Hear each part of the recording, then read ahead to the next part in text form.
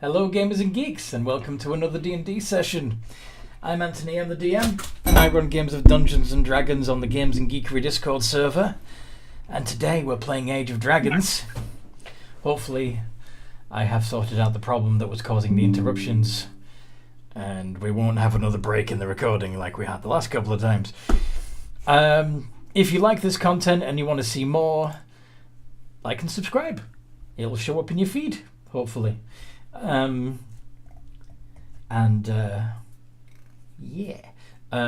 you want to make sure that you get content, get notified when new games come up, even if the algorithm on YouTube isn't playing, join our Discord community or become a Patreon supporter or both. But yeah, with that out of the way, would the players like to introduce the characters that you're playing as today?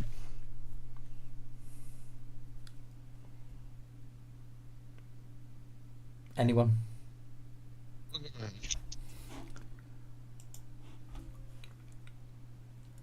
Frostwalker? Yes. I am Rob. I play Frostwalker, the Goliath Paladin. Yay. And who else we got? Karma, do you want to go next? Yeah, give me 1 second. Oh, did you not have your character sheet up? No, I was helping Bandit by starting the new session notes. Hi everyone, I'm Karma, a half-elf ascendant dragon monk. Mm-hmm.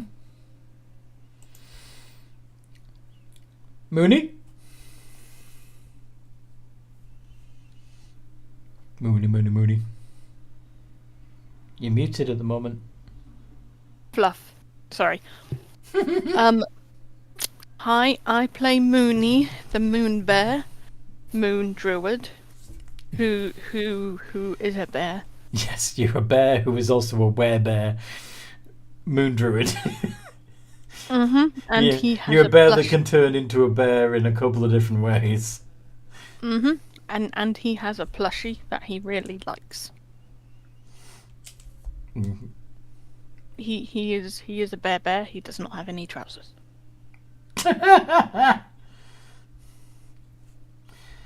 Yeah, not even the ones you were wearing as a belt.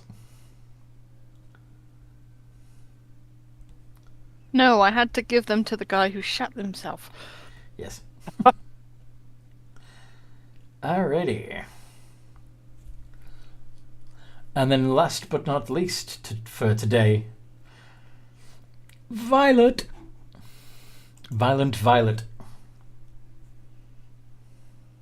That's great. My name is Amanda. I play Violet Nightsong, a amethyst gem dragonborn barbarian. Excellent. And does anybody recall what happened last time we played? I know we don't have the total recall with us today. He's not feeling well. But I believe we had started off by waking up from a long rest inside the ash hole, and we were hanging out doing random stuff for each of us, and then heard about some of the bandits trying to fight with someone, and went to find it. Karma was basically beating the bandits that were trying to pick on him. And then we ended up actually taking him back, going to introduce him to... I want to say it's Tilbus. Yes. Right. And then instead of seeing Tilbus, we go into the ash hole, and it's like magic darkness. And then we found the Babao demons and fought them. Mm-hmm. And then that's when we saw a portal to what we believe is the Abyss, and Christian had gone missing. Mm-hmm. And then I believe we've long rested there. Yeah, you Yes. decided to set up a tiny hut and rest before you went anywhere else. Yeah. Before you went through the gate to the abyss. But yeah, you also saw when you did clear out the Babao and got rid of the magical darkness, that there was a lot of dead and or unconscious bandits all over the place. Serves them right. Serves them right for being bandits. They seem to bite off more than they can chew. This is A supposed to lot. be their safe haven. Their dragon's supposed to protect them. But where's Tilbus? I don't even know who Tilbus is. Yeah, you haven't met them. But yeah, I believe it was Mooney's tiny hut spell. Yes. No, it was unnamed, I thought. It was unnamed total. Let me double check that. Does he have that spell? Yes, he does. I don't think druids can learn tiny hut. I think okay. Well, this is going to be interesting because, and there's the character's new nickname. Okay. Anyway, so when you wake up, you realize the first thing you realize is there is no tiny hut. And then you notice that there's only the four of you. No one named Total. No Kristen. Just Frostwalker, Karma, Mooney, and Violet.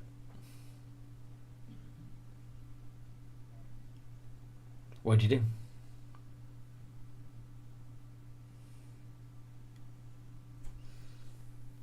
I'm going to look at the others and go, well, shit, this is just getting worse by the minute. Mm-hmm. We should see if Tilbus is actually around. Judging by the fact that there's a bunch of dead bandits, I doubt it. But Oh, there's a lot fewer of those around too. Mooney will sniff around, see what Mooney can find. Does Mooney want to make a survival check or a perception check with advantage since they're using their sniffer? I will make a perception check with advantage. Go for it. Sniff, sniff, sniff, sniff, sniff. Sniff, sniff, sniff, sniff.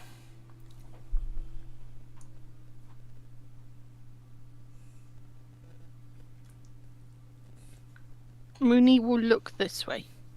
Would you like to roll for perception in the D&D campaigns channel? Yes. I totally rolled in the D&D campaigns channel. I don't know what you're talking about. Did you noodle or did you super noodle? I noodled.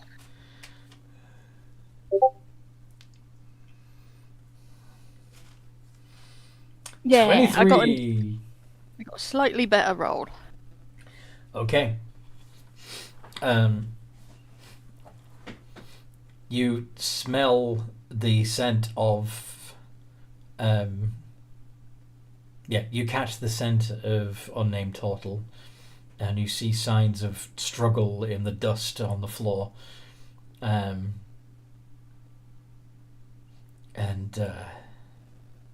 the trail of both dirt and scent leads to the portal.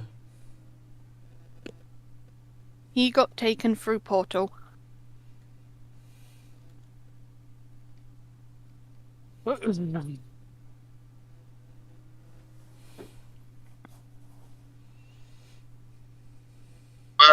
nice knowing them. The little ones are also missing. We can't just leave them in the scary place. No, we're not going to leave them in the abyss. We're just more than likely not going to survive. Have some confidence. We fought, what, 4 demons and we almost all died? It would be kind of silly to kill younglings that you can manipulate and turn into your obedient servants. Sorry, what? It would be kind of silly to kill younglings, people that you can turn into your obedient servants. Oh, what you're saying is that they would keep... You think the demons are keeping the captured people alive? Maybe the children. Mooney's hoping that they're alive. I think Frostwalker's point is that if the 4 of you go through that portal, you're not coming back. Yes, that's exactly my point. His concern is not for the captives. His concern is for himself. More for the fact that I have very large doubts about us surviving. Yeah. That's Well, right. Exactly. Mooney thinks you make good point. But also, bark, bark, bark, bark, bark, bark, bark, bark.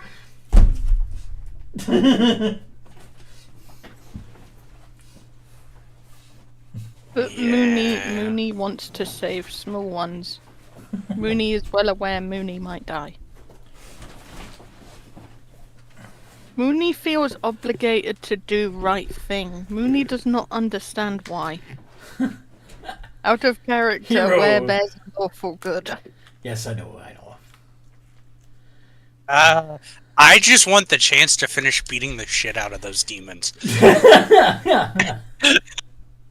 Oh, they'll be fine. Oh, make no mistake. I have every intent on going and trying to save them. It's just... I just have no illusions. Fair enough. Also, kindly don't tell me the odds. Oh my. Do we have a lovable rogue in the party? Han Solo. I won't say solo. I don't think I could ever make a solo. Will I try 1000%? But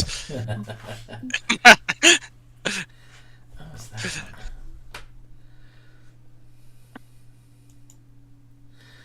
one? Okay.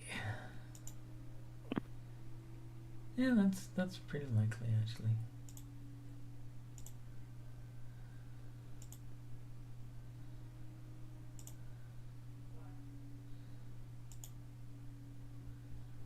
I say we grab what we can from around here.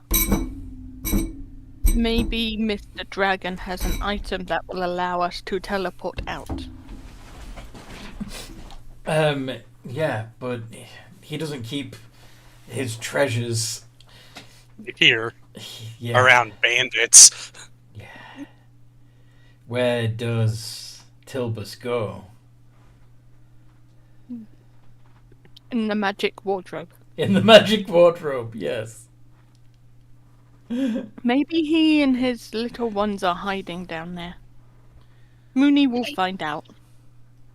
Just to clarify, you're suggesting we steal from a dragon's hoard to go into the abyss to save the captors and possibly him Yeah. in a world ruled by dragons. I'm on board with this. I guess just add it to the list of suicidal things we're going to do. Mooney nods.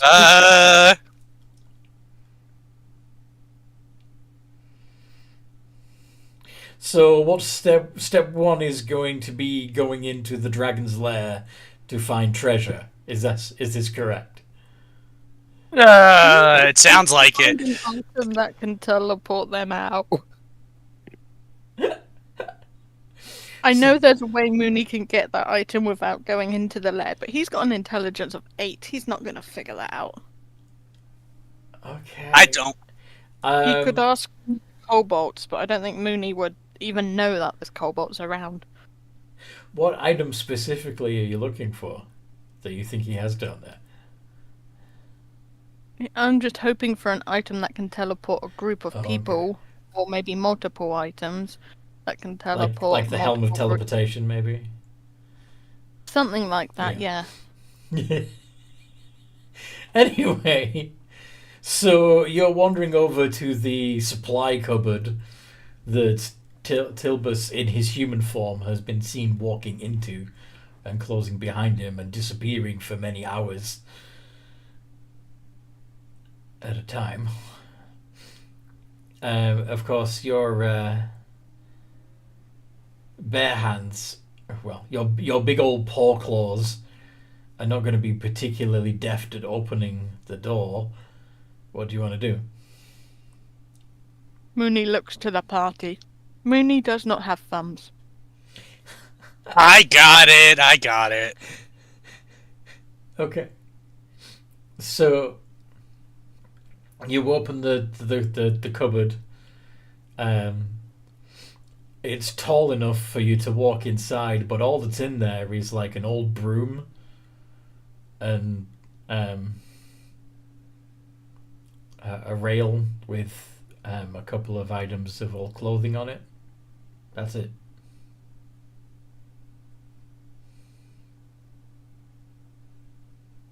What do you do? I look at Mooney like, what were you expecting? Just a hunch. Anybody have detect magic? No. No. I'm a monk, not a caster. A half-elf monk. A half-elf monk, yes. Okay, then fist your way out of the solution. I was waiting for it. Help it. Wow. Yeah, so let's see who's good. I have detect magic. Sorry? Can I punch the back of the cupboard just for shits and giggles? Yeah, go for it. I have Roll the detect hit. magic. You have detect magic? Yes. You do? Yeah. I Okay. still want to try to hit it. Yeah, you don't pick up on any magic. Whatever traps or secret passages are here are completely mundane. But yeah, go ahead and punch the back panel. It's punched. Well, you got a 16? Yep, that's fair. How much damage do you do?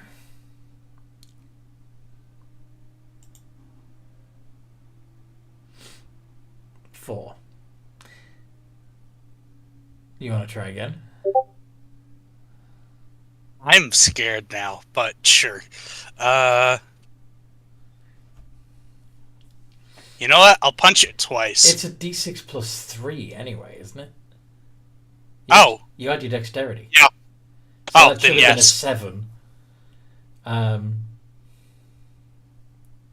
So with your first punch that does 7 damage, you punch hard enough to break a hole in the panel, and you can feel cool air coming from a passage behind the panel.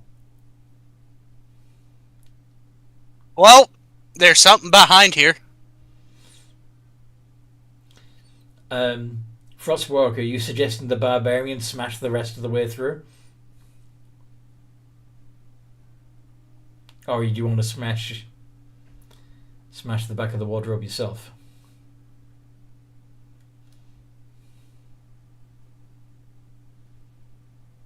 Nobody's got great intelligence, so...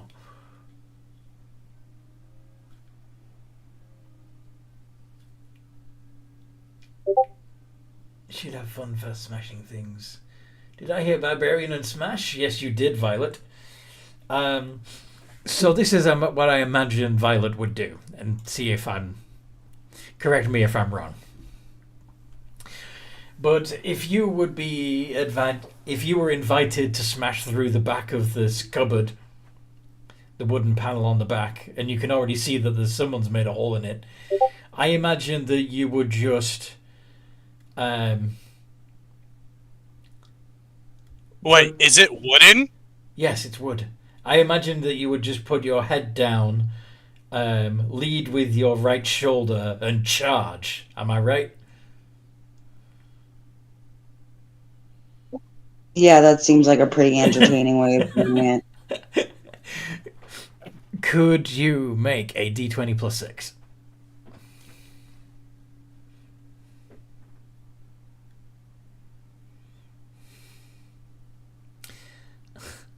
Okay, it's not quite as dramatic as it could have been. As you run into it, you do break it, but it also resists your attempts to break it at the same time. So instead of you charging right through and wood splintering everywhere, you sort of run into it, it cracks, and then you fall through the rest of the way. Does that make sense? Yes. Can I hit it along the crack? She's through. You've got an open passage, but now she's prone amongst the broken paneling rather than having Kool-Aid Man through it. You know. Yeah. Frostwalker points and laughs. I'm just gonna start walking. You just step over the Dragonborn. Okay. You find yourself in a dark tunnel that leads the meanders downwards as you proceed.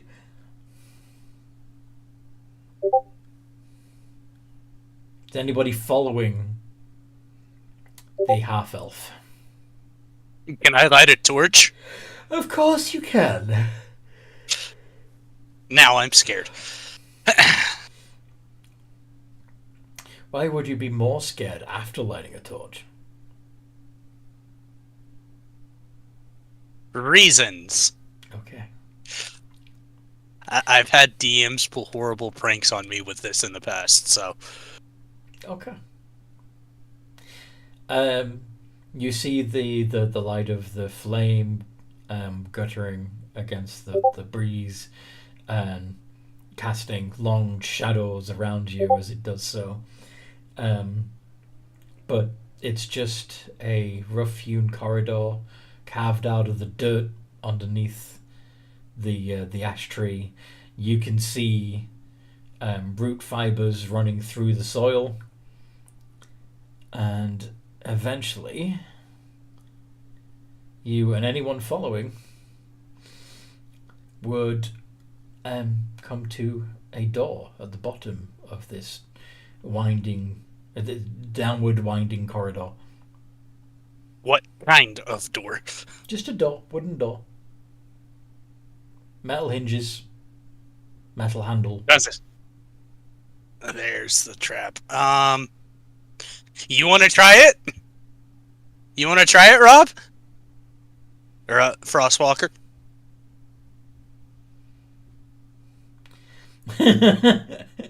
Frostwalker, the Goliath, says, "I'll open the door, sure." And he just, turns the handle, lifts the latch, and goes through. Through the door, you see a much more finished corridor. There are flagstones on the ground. The walls are stone brickwork. There's an iron gate that seems to be closing off the tunnel, closing off the corridor that heads left of the door you've come through. But the corridor to and the corridor ahead of you is open. And at the far end of the corridor, you see a much more elaborate door. But you also see a kobold, a small little dragonish person, who is glaring at you with his hands on a with his little talons around a chain that leads up to the ceiling. And he says, "You're not invited! Go away!"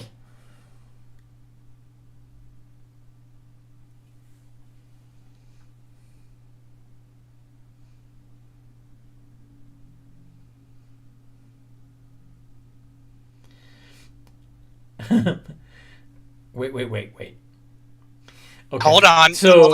So Frostwalker, still standing back at a distance, I'm assuming, says, "Hello, little guy." Yes? Right. And then Mooney barges past you in order to go up to the little tiny dragon person and sniff him. Am I correct? Yes. Oh, Okay. no. At which point the kobold screams, pulls the chain, and a huge stone slab drops down into the corridor in front of you. Raw? Come back, tiny dragon. We're not gonna hurt you.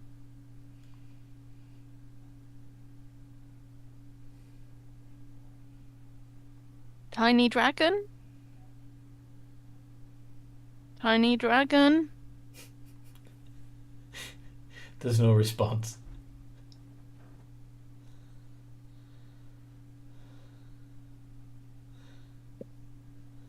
Tiny dragon?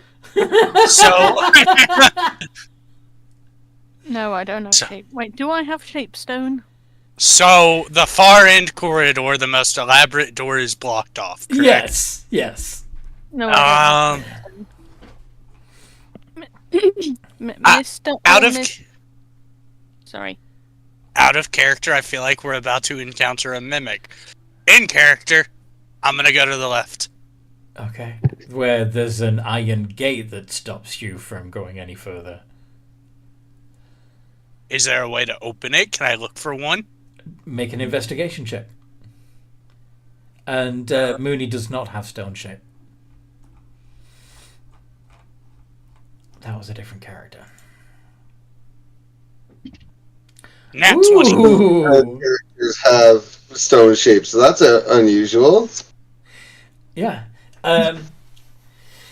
Karma notices that this particular gate, this grate, more accurately, also it is also cantilevered from a chain above. In other words, it has slid down into position. Somebody with a suitable amount of strength, and considerably less than would be necessary to lift the rock, should be able to lift this gate back up. And perhaps you can even find a switch on the other side that would hold it in position. I'm gonna look at the barbarian.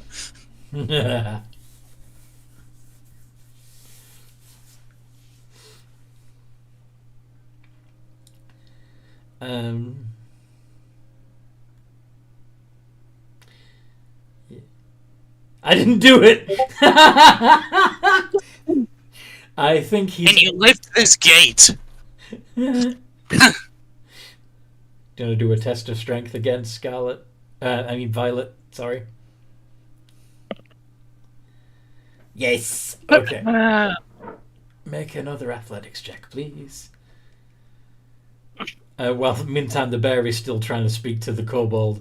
Tiny dragon is a big dragon down here. If not, we need some of his items to help us find him in the scary place. Yeah, still no response. In fact, what's your passive perception is okay. I think it's 15.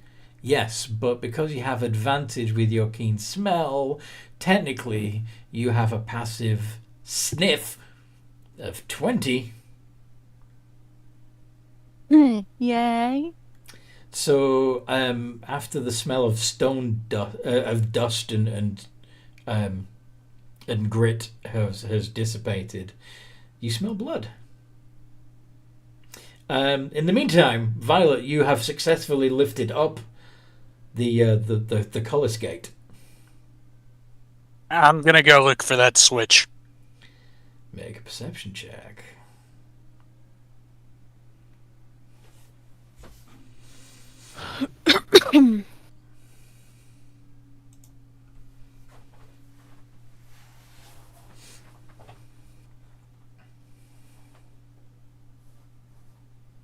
Okay, yep.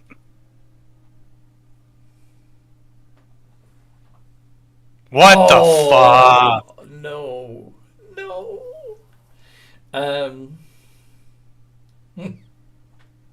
Damn, Okay. I would have thought with a 15 passive persuasion, not persuasion, perception. So you're looking around on the walls trying to find some sort of switch or lever or chain, and because you're looking so intently at the walls, you don't notice when the flagstone beneath you goes click. Oh, fuck.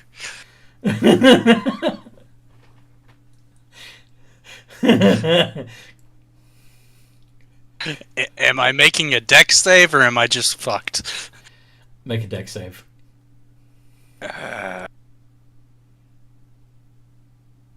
+3. No, I'm proficient, so +6.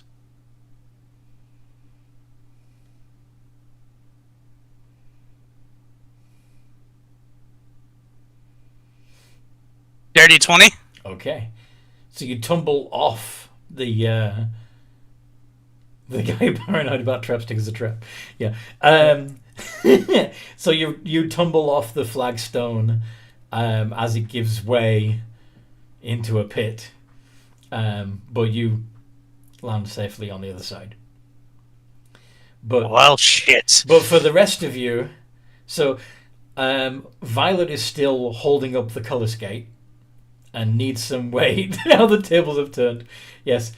Yeah, if she lets go, then anybody the other side of it is trapped. Mooney is still sniffing at the stone and hasn't come through the color skate yet. Mooney smells blood. Yes. Frostwalker, what would you like to do? I will yell if anyone can hear me. Be careful coming this way. Yeah, I mean, between the fact you're still holding the torch and the fact that most of them have some kind of dark vision, they would see the pit between them and yourself. I will head towards Karma. Okay. And are you just going to keep walking, or are you going to stop at the edge of the pit? Well, of course I'm going to stop at the edge of the pit. I'm not just going to walk off and turn it into a cartoon.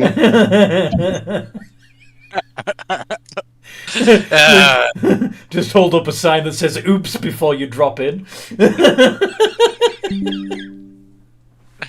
Who is he, Wile E. Coyote? Yeah, that's what I was referring to. Yes. He's still running and there's no ground underneath.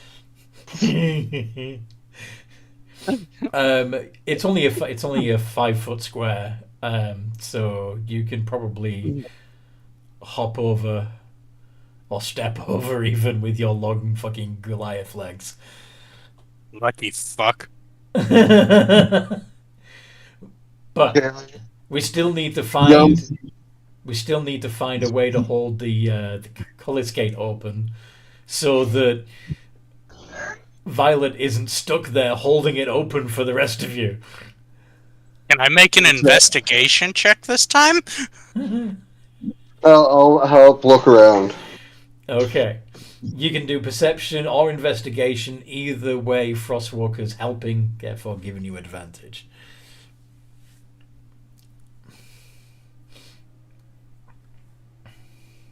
That's better. And is it investigation or perception? Perception. Okay. You realize that the lever to the gate is only about 10 foot from the gate. The other side of the pit from where you are now. Can I jump the pit and flip it? Yes, you can, because yeah, it's only... Yes. The strength isn't great, but you're, a monk, so you can... You can... Acrobatics it. Acrobatics it, yeah. Colours the dumb crew. Intelligence is not our strength. Indeed. I mean, I have a 13 intelligence, So as Karma pulls the lever, Violet, you feel the weight of the gate pull away from you. Like the gate lifts up off your shoulders and locks into place. You no longer need to hold it open.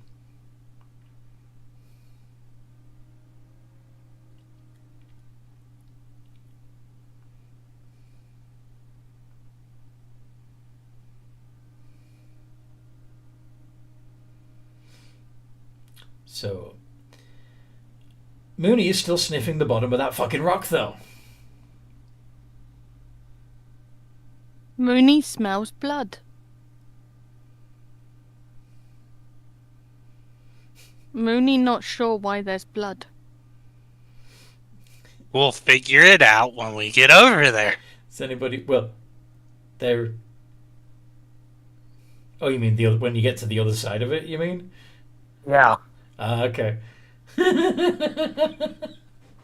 Maybe if Scarlet and Violet and I work together, we might be able to lift it.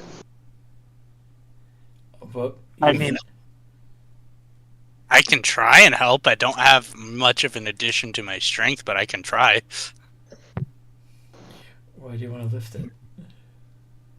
So we can get through to see if the kobold's still alive, so we can get Mooney to move on. I mean... Gotta give Mooney the closure. Okay. Go ahead, try and lift it. Do an athletics check with advantage. Violet and Frostwalker have, I think... Actually, Frostwalker, I think you give yourself... Did you give yourself expertise in athletics? I believe that's something we did when we built the character. Oh, right, yeah, because you had... Yeah. Because Paladin has athletics and Outlander has athletics. Yeah, go for it. Yes.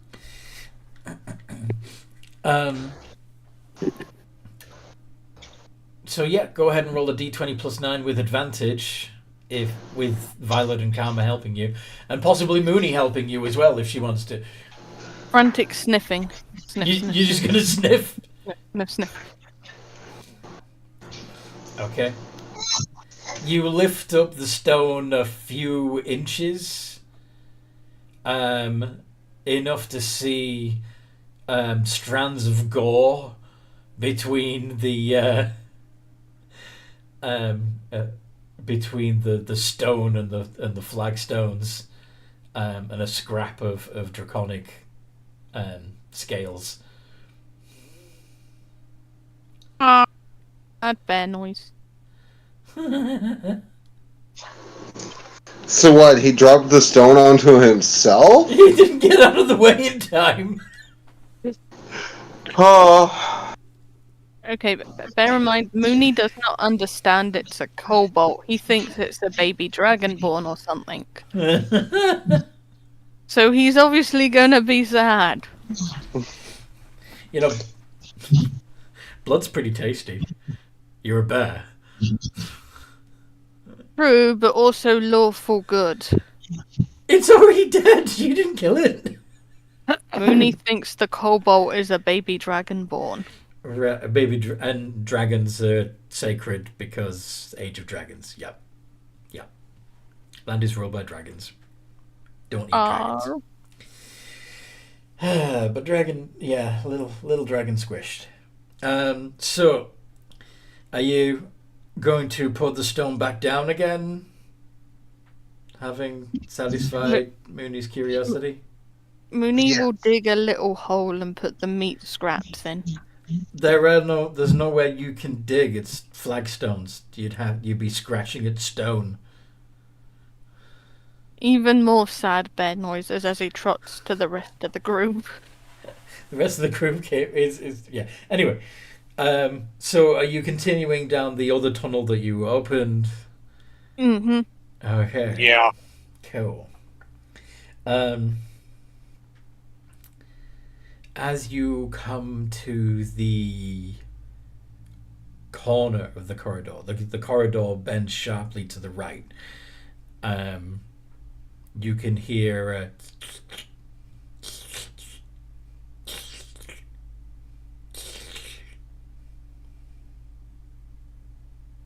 what do you do? Perception. Are you going to poke your head around the corner and do perception, or are you going to stay hidden around the corner and do perception? I'm trying to answer his question, so I guess I'll poke my head, but only my head. Okay, so you look down the corridor, which is long and dark, and of course the light from your torch only goes so far. Roll perception.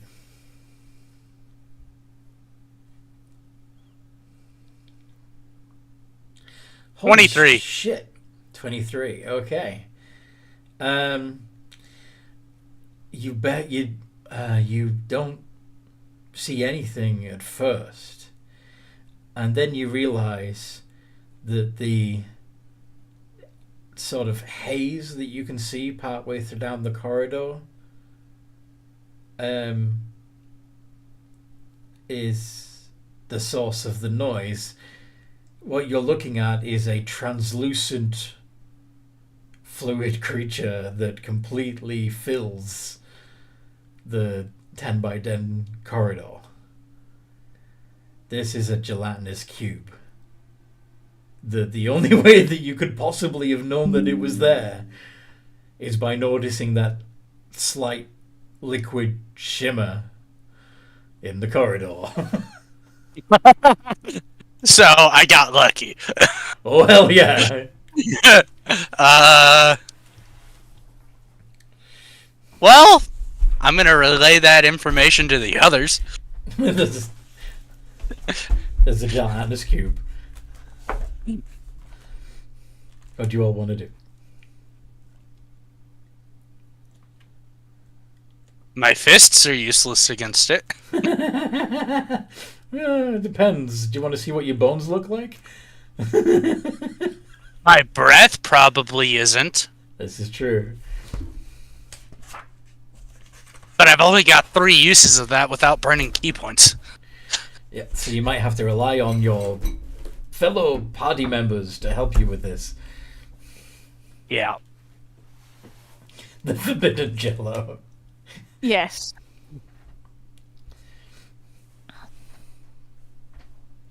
There is a No. forbidden jelly down there. There's You can call it that if you want. actually that was that was a vision-based perception check. You'd also notice with that 23 that a couple of the flagstones in the corridor between you and that shimmer don't seem to be as well mortared in as the others. Ooh.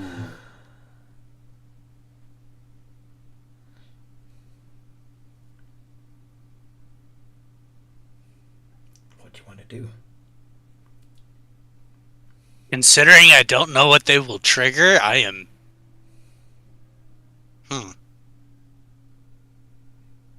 Once again, I am passing that. Hey guys, it looks like there's a couple of trap triggers over here too. Let's poke one. No! Bad! Bad! Crosswalker wants to poke one. I I think we should try to lure the Jello, The gelatinous cube. the gelatinous cube, onto them. See if its weight causes. Violet suggests throwing a rock at said gelatinous cube to get its attention. And Mooney starts hollering for more tiny dragons. I'm gonna facepalm at Mooney's reaction. The It's starting to get louder. The shimmer is getting closer. How far away is it? Let's say 60 feet. And the closest trap tile that you think you've seen is 15 feet ahead of you. Or 15 feet from the corner. So, 3 flagstones.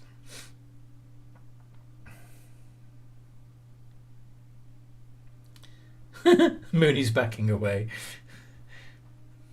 I'll hold my ground until he gets within 30 feet. Alright, do you guys want to roll initiative?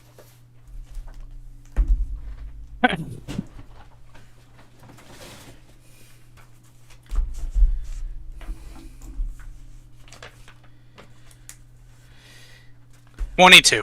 Alrighty.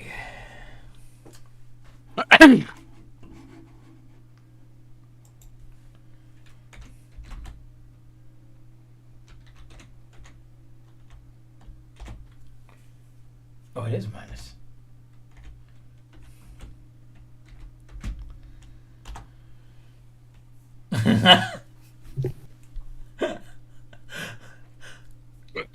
So it doesn't go? Oh, it's gonna get a turn. It's just gonna be you after the rest of you, very likely. Violet, you have advantage on that because you are a barbarian. I have a feeling I did. I checked my sheet and I didn't see anything. So. Okay, then we'll leave it. That's fine. So Karma goes first. Like I said, I'm holding my action till it's within at least 30 feet. Yep, I know. So since you're holding your action, the first one who'll be doing anything is Mooney. And then Violet. And then Frostwalker. What level am I supposed to get advantage at? Let me double check once I've finished scribbling this down. Oh, there we go. Yeah? Rob already knows. 7. Oh, okay, so I'm still 2 away. I'm on level 5 right now. Fair enough. I thought we were level Unless 6. I'm behind. It turns out that I think you are all supposed to be level 6. But Okay. we didn't finish the level up after the long rest. Yeah. I can do that after the game and just play with my We'll fix level it. 5. We'll fix it later. Yeah, it's fine. Okey-dokey. So, yeah, Karma's holding their action. Mooney, what would you like to do? Mooney will cast Bonfire. Would you mind getting it up for me? I just want to double check the range. The spell? Yes.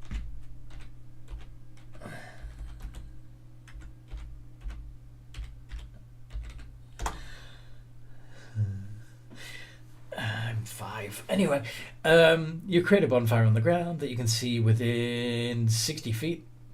It's going to take up a whole square. Until the spell ends, the magic bonfire fills a 5-foot cube. Any creature in the bonfire space, when you cast the spell, must succeed on a dex save or take 1d8 fire damage.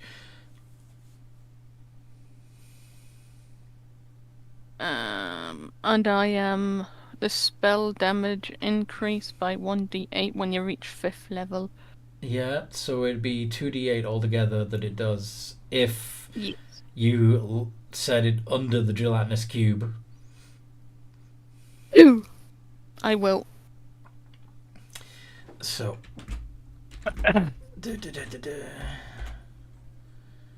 Now.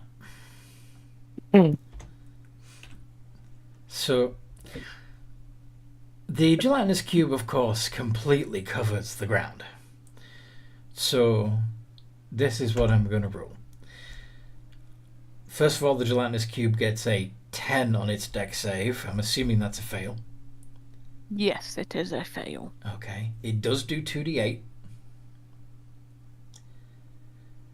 But then the liquid consistency of the cube itself smothers the flames and it goes out. Bonfire literally only well, it's concentration, but I can cast it multiple times. I know, but it's still a fire. And a fire can't burn if it's smothered. So does it actually take any damage? Yes, it's still going to take 2d8 this turn, but you're not going to be able to do it every turn. Okay, that's fine. I'll just have to recast it. Well, it is a cantrip, I suppose, so yeah. I was expecting to have to recast it every round. Fair. Okay, Violet. And I make sure I'm 60 feet away as I do this. Well, you'd still have... Okay, yes. So you peer around the corner, cast the bonfire, and pull back again. Okay. Violet. There is a thing sloping towards you that you can barely see. Thankfully, Mooney has demonstrated exactly where it is by putting a fire inside it, which got snuffed out. What would you like to do? Sadly, it is about 60 feet away at the moment, and your speed is only 40. So. The only thing I can really think of is to move ahead and either fire breath or throw a javelin. Well, fire breath would still be 5 foot short. Damn. So. Javelin or there? Yeah, either throw a javelin or hang back and wait for it to come to you. I may as well throw a javelin. Okay. D20 plus 6.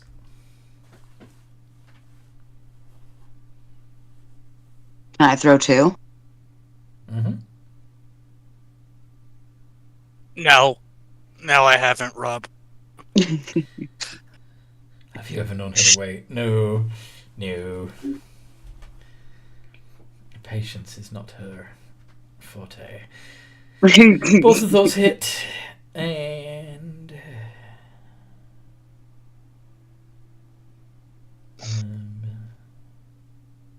yeah. So they do...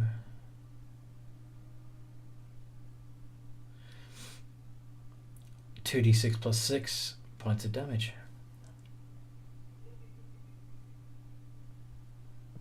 Sweet.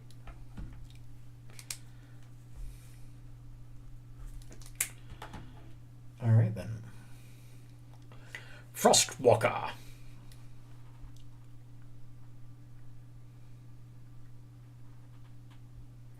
I'm going to use Moonbeam. Moonbeam. It's con save or dex save? I can't remember. Alright, let's look it up. I'm looking it up in the book because I'm not sure what would have... I pulled it up. Yeah, I know, but I'm pretty sure that's the 2024 version, not the 2014 version, and we're still using the 2014 rules. Because I refuse to buy the new books. Concept. This says con, so... Yeah, that's the same. And it looks to be about the same amount of damage also. Okay. Yeah. They've changed the wording, but it says pretty much the same thing still. Although it looks like the material components have changed.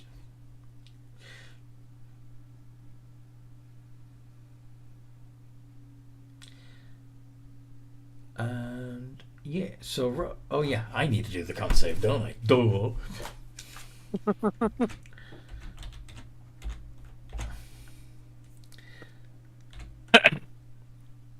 Kidoosh. 21. That's a pass. So, does it still? 2d10. Yeah, but is it? On a successful save, the creature takes half. Yeah. So yeah, 2d10 divided by 2, please. Oh no! 1 point of damage. You got 2 ones. You rolled a pair of ones. My moonbeam failed me. Your moonbeam failed you. Okay, but at least you can. At least it's still up, and you can concentrate on it.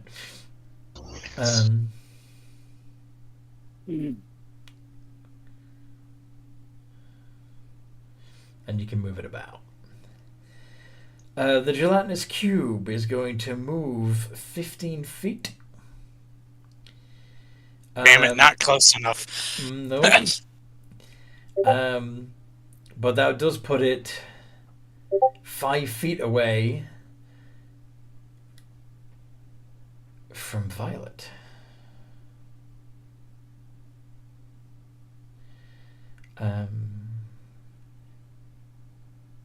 Yeah. More like moon blah instead of moonbeam. It is going to make it's going to reach out with a pseudopod.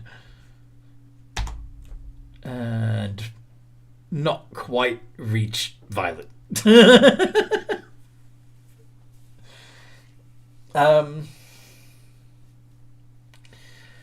Alright, so that's the cube's turn. Karma! With a movement speed of 45, that works. Yeah. I will move next to It would actually put you slightly ahead of Violet, if you wanted to. I'm not getting to where that thing can grab me. Oh, shit. Duh. I just realised the two of you would have passed over the trap square. But I pointed them out, so wouldn't we have been able to avoid stepping on them?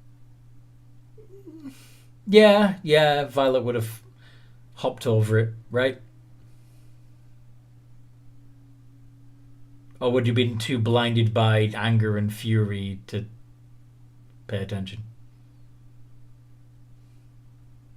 Meh, you've already done the combat now, so yes. Or maybe you didn't notice and you were just running so fast that you leapt over that 5-foot square anyway by accident. Either way. Yeah, that seems more accurate. I kind of Go for it, Karma. What you doing? I need a dex save. A dex save from the gelatinous cube. Yes. Watch the epicness. 4. Sweet. It's going to take 2d. What are you doing, by the way? Fire breath. Going foosh. Yes. Yeah, Karma, good job dodging those traps, Violet. Violet, there were traps! Yes. Okay, 8 points of damage. And then, bonus action, Step of the Wind. To move back. That's going to burn a key point. That's fine. Okay. And you're hopping over this trap square again. Yes. Mooney!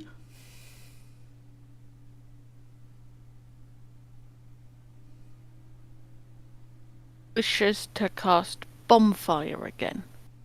Bonfire. Yes. Oh.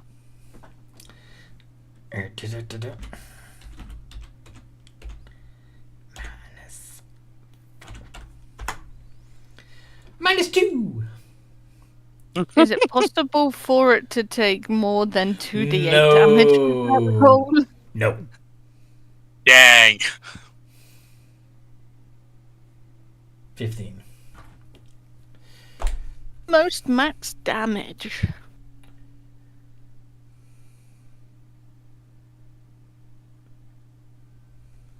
Mooney will again say, Cobalt.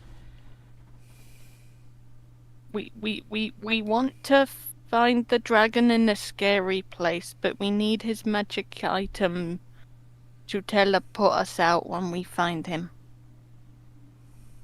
Help us save dragon and little ones. Roll persuasion. Okay, Mooney is great at this. What is Mooney's persuasion? 0. Mooney is also a big, scary-looking bear, so let's see what happens. Your intimidation modifier is also 0. 10. 10. You get no response. I probably shouldn't be the one trying to convince them. Yeah. I can try. I can try. It's Violet's turn. So Violet, you saw the half-elf monk run past you, foosh the cube, and then run away again, like a coward. Want to show him how it's done? Hit and run tactics are not cowardice. Yeah, I know, but she's a barbarian. Yes, and I'm also going to say, what the hell was that?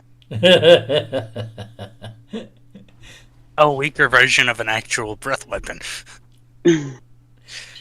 Are you going to use your own breath weapon attack? Or Uh, are you just going to go straight in with the hand axes and with the great axe? I'm going to use my breath weapon and then I'll swing around with my great axe. Sweet. So, first of all, we need... Oh. Yeah. Dex save, DC 14. This is not likely, because... Oh, wow, it passed. Holy shit. So, the cube, realizing that you're about to hit it with a breath attack too, actually spreads its matter across the walls, leaving a hole through its middle. You do catch it a little bit though. Roll your 2d10 and then we'll divide the result by 2.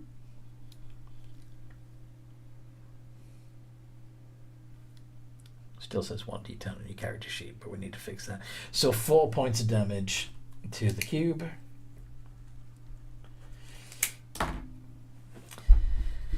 And then you go at it with your X. It's a d20 plus 6.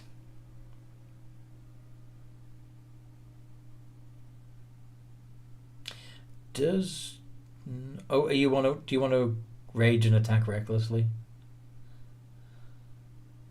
Yes, I do. Okay, go ahead and re-roll that d20 plus 6 if you don't mind. And we'll see. Basically, we're giving you advantage and... Oh shit, duh. Yeah, actually, what am I talking about? A 10 does hit. Because its AC is only 6. But 12 hits it better anyway. So, that's a d12 plus 5, because you're raging.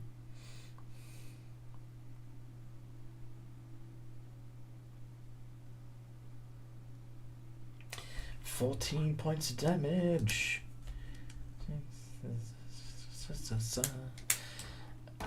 Okay. Frostwalker.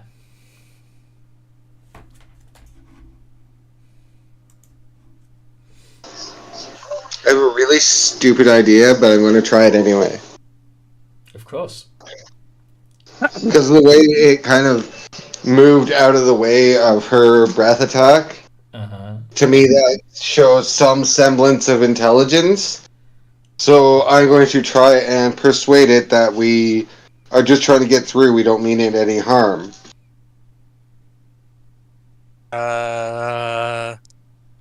Sure. So roll persuasion.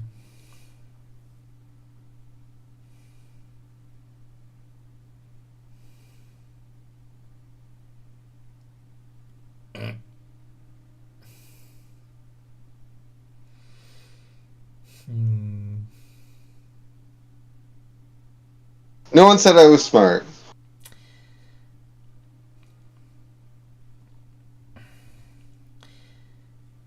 Well, we'll see what happens. That was your action. On its turn,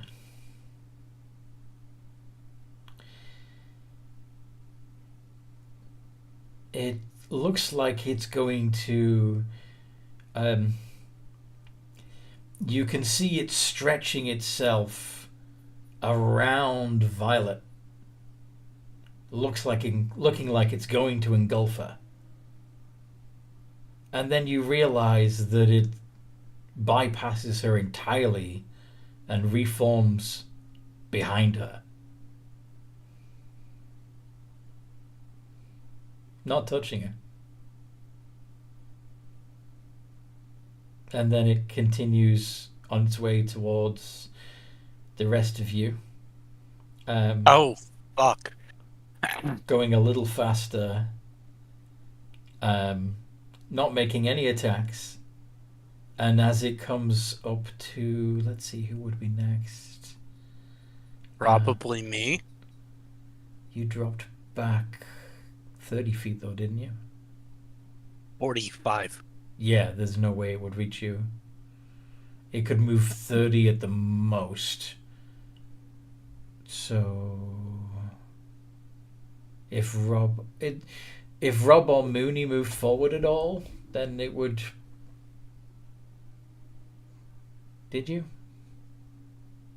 Did Frostwalker move forward? Mooney didn't. Frostwalker did. Okay, so as it approaches Frostwalker, it also moves around him too, bypassing him completely. You see that the walls and the floor are cleaner in its wake. Well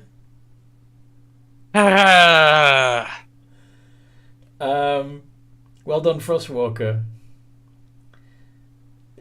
Karma, do you do anything to try and harm this thing, or do you observe that it seems to have responded to Frostwalker and is actively moving around you and not do anything to hurt it? I'm not going to do anything to hurt it for now. Okay. How about Mooney?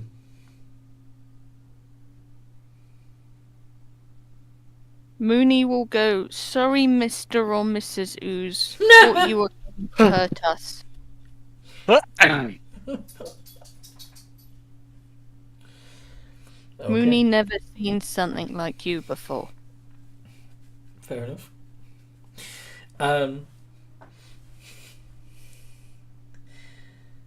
Alright. Well, if nobody's going to do anything to hurt it, it will continue moving down the corridor and specifically avoiding touching the four of you.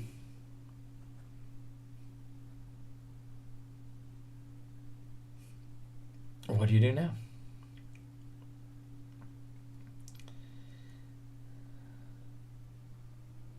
Sigh, says Frostwalker. Why does Frostwalker sigh? I think that was in response to your did he move closer. Oh.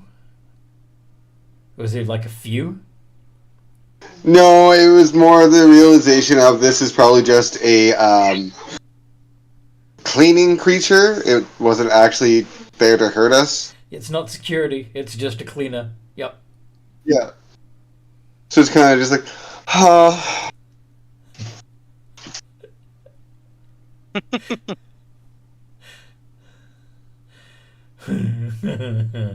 Alright, you got a long dark corridor ahead of you. What do you want to do? I wasted my dragon's breath on that. I can't get that back.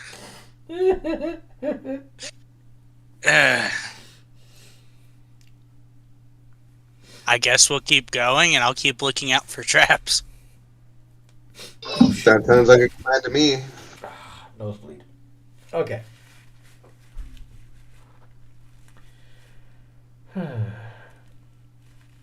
So, what is your passive perception, Karma? 15. Sweet. So yeah.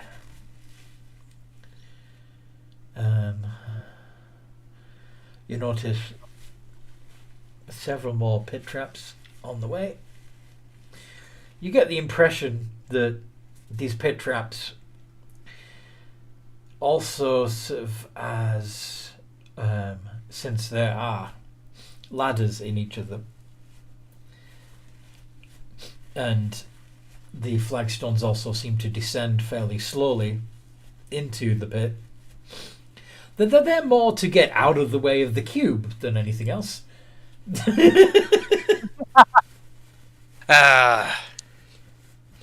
Okay. I'm still not optimistic. It's a dragon slayer after all.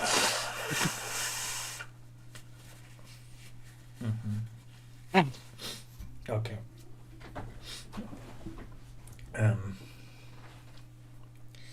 But yeah, long dark corridor. Do you want to? Does anybody want to do a perception check to see if they see anything else other than what is becoming fairly obvious pit traps? I'll do it.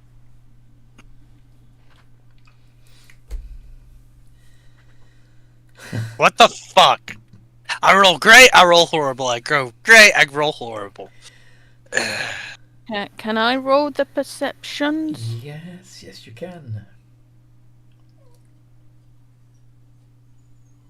20 plus 5. I is using my sniffer, so advantage. Okay. 23. 23. There we go. So, you realize as you're sniffling along that there's not much to smell in terms of actual scents, because the gelatinous cube has just been this way. Anything organic that was on these walls is gone.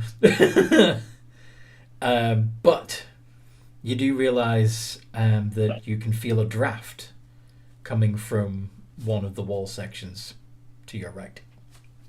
Mooney goes, there is a draft this way, and he points one of his paws in the direction the draft is coming from. So everybody else sees the bare point at a solid section of wall.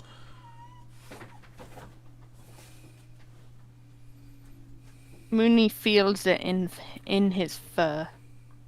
Well, you'd also detect the air Eee. against your wet nose. There is draft, but there is also wall. Okay. Do Frostwalker or Violet have any response to this? Or do you want to wait until Karma gets back from the bathroom?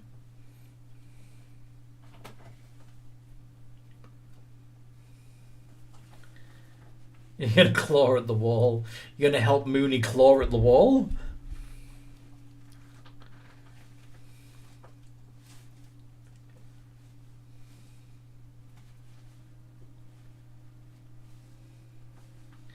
Okay. I'll push against it to see if there's any give to it. Alright. So this is what you'll see. So Mooney, as you are scraping your claws on the wall, you'll see that you are scratching particles of stone and mortar off the wall. But there's something strange about these stones. They seem softer. They seem to turn to powder a lot easier.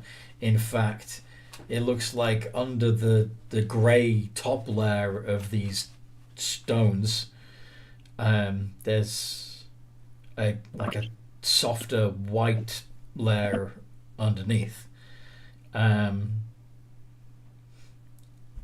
Frostwalker, if you would do a athletics check, see how much oomph you put in your push. Okay. Yes. You push. You feel the wall bow slightly, and as it flexes back, more of the plaster falls off the false wall section.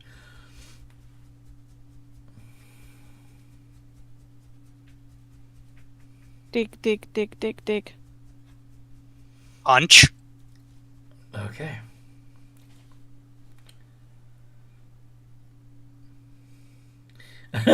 Violet smash time. Do you want to hit As it I'm with? digging, can I give her advantage? I'm sorry. Can I? As I'm digging, can I give her advantage? She'll have advantage anyway because it's not like moving out of the way. It's not a creature. It's an object. Would be funny if it did move. Violet, if you'd be so kind as to roll d20 plus 6 with advantage to smash with your great axe.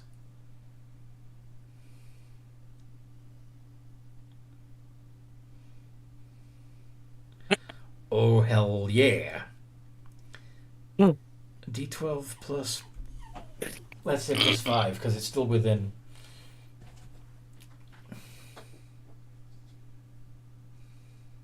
Yeah. Hell yeah. Oh, I only did one attack. That's fine. You only need one attack. That's more than enough to Well, splinter fine then. to splinter the thin layer of wood behind the plaster, revealing another corridor perpendicular to the one you were just in. But this one has doors on either side of the corridor. Can I make a perception check at the doors? Yes. Are you trying to listen for what's on the other side? Yes. Okay.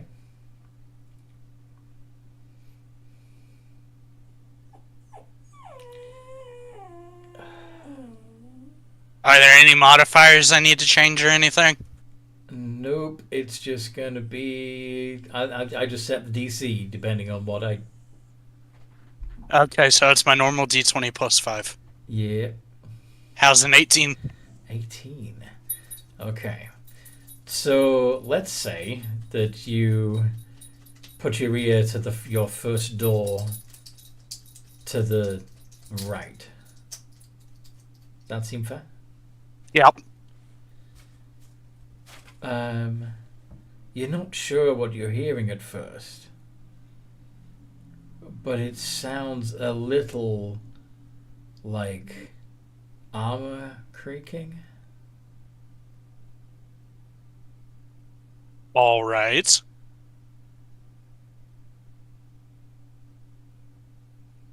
Does anybody else want to do anything? Or do you want to think about your situation? There are 3 other doors besides the one that Karma has. I mean, I planned on listening at each door, but Yeah. But I want to see if... I'll open the door on the left across from him. Okay. God, Hold on a second. I'm gonna let Toby out. I'll tell you what's in that room when I get back.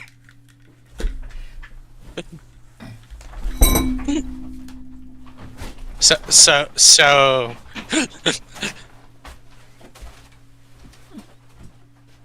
we're not being very cautious throughout this, are we? I'm a paladin. My defense is my cautiousness. I'm a lot squishier than you are, good sir.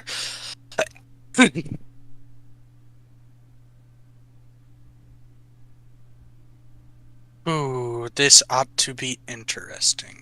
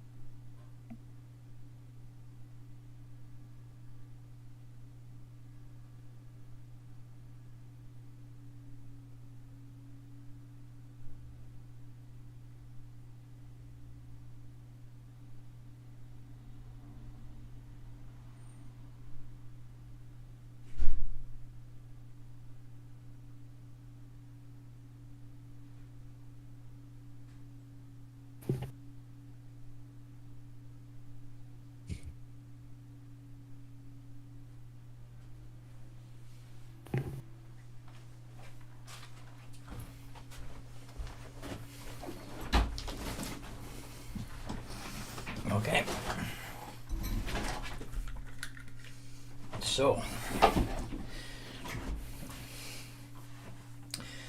I designed this dungeon years ago, so I'm trying to remember what's in each of these rooms. Okay, so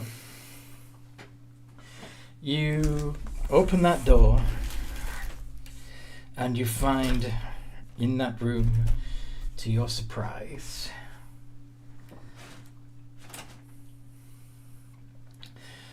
a brazier.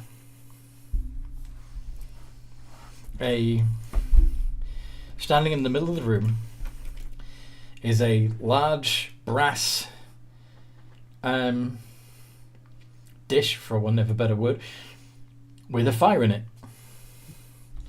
And the fire is burning and flickering, and every so often, as you look at it, the flames seem to form figures and faces.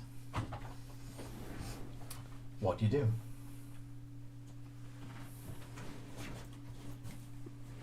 Part of me says that this is a cursed or demonic object, and that I should just close the door and walk away. And then the other part of me says this is a very powerful magic artifact, and I should look at it. What do you confer with the rest of the party, or? Yes, I will confer with the rest of the party because I don't know what to do. Let's try not to touch anything yet.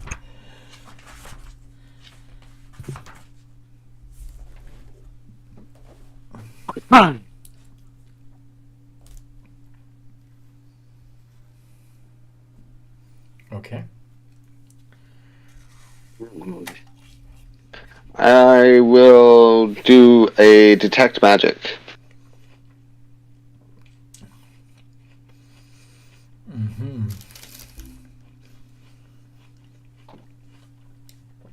You detect conjuration magic. Oh, that's not good.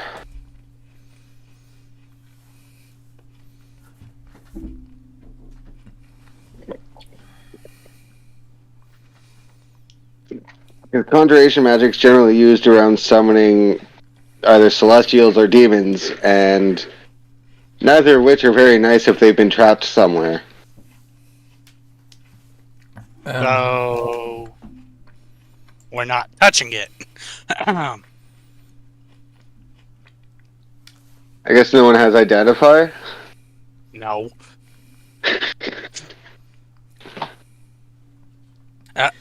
There is a.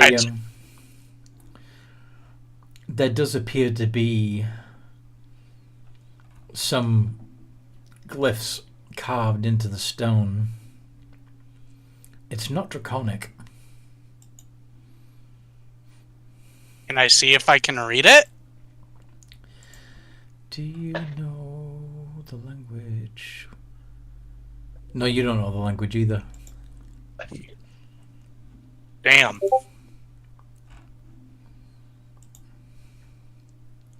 Does anybody have a spell that could help them understand language?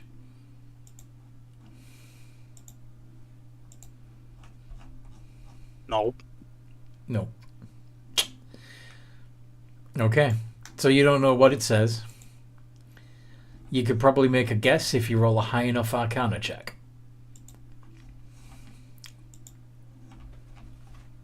Why not? I'll try it.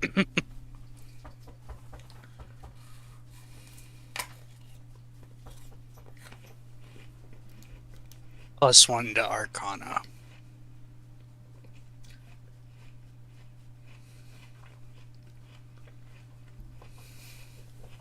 $11.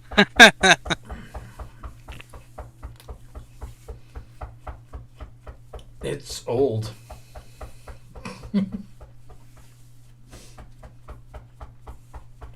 What is that noise? That is Toby scratching himself. His foot beating the ground every time he does so. So that's all I can tell is that it's old? Yes, because you got an 11. Would It might anyone be a else like long to try? shot, but could Mooney try? Mm-hmm. What kind of roll was it again? Arcana. Arcana. I have a -1 to Arcana. Who knows? Maybe you'll do better than I did. Mm-hmm. Set.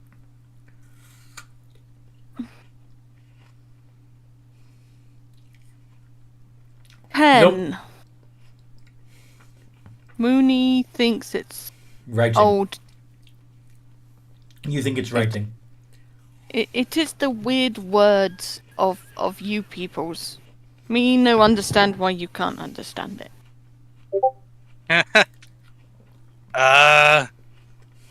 Can I try again but get help from someone? Frostwalker, do you want to give it a stab? Sure. I have the same modifier as Mooney, but let's give it a shot. I'll Ah! in. This is primordial. Oh. The Oh. language of the elementals. Oh no. Yeah, I have a feeling we really shouldn't mess with this. I forgot that elementals are conjured too. Given that it's a brazier, that there is a living fire burning in it, what kind of elemental do you think this brazier can summon? Fire. Mm-hmm. I'm gonna turn around and just nope the fuck out of that room.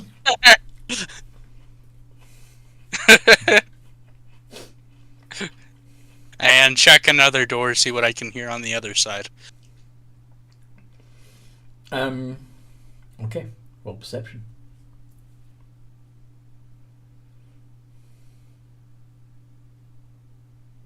$23.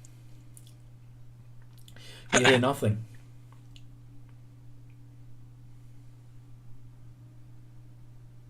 That's suspicious. Don't be suspicious. How many doors are left? Just the one because he opened that one? Yeah. Yes. The corridor. Yeah. After that fourth door, the corridor does turn left and continue. So there are more doors in this maze, but Can I open the first door I checked? The one that sounded like it had armor behind it? Mm-hmm. You see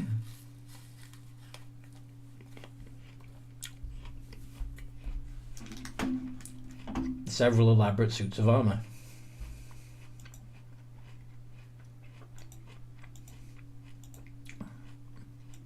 Are they moving or anything? Because you said it sounded like the creak of armor. Not at the moment.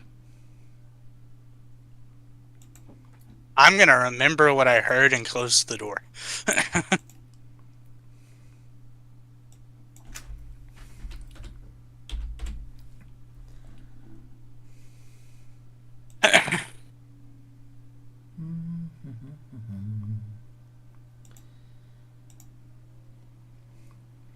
The yeah. Okay.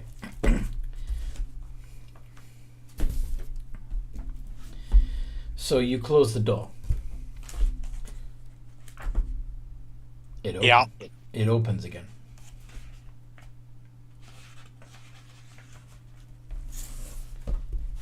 Fuck.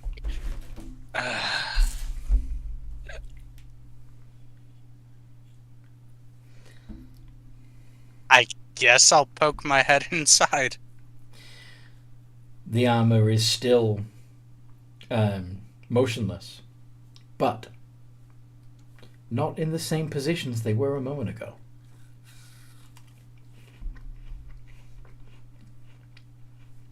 Nope. Nope. No.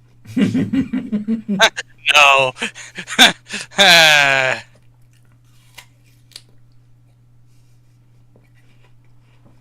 Does anyone have arcane lock?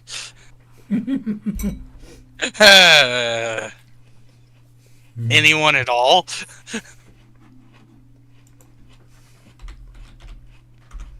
I don't know that spell. Just lets you magically lock a door.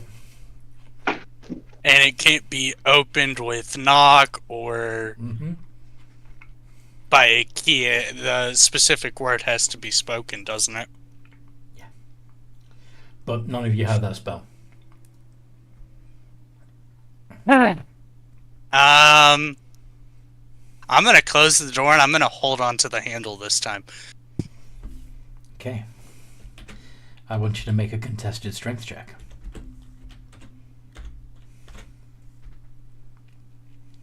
Okay, that's a flat D20.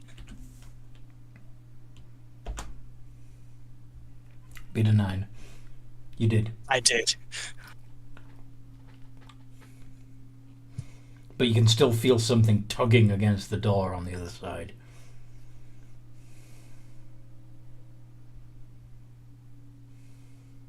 Is there something on this side that looks like it could lock it? Not that you found so far. Can I make another perception check?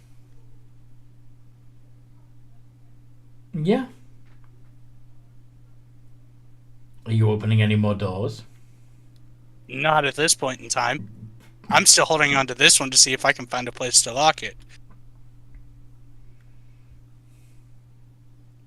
20. You don't see anything in the corridor or on the door itself that would help secure this door.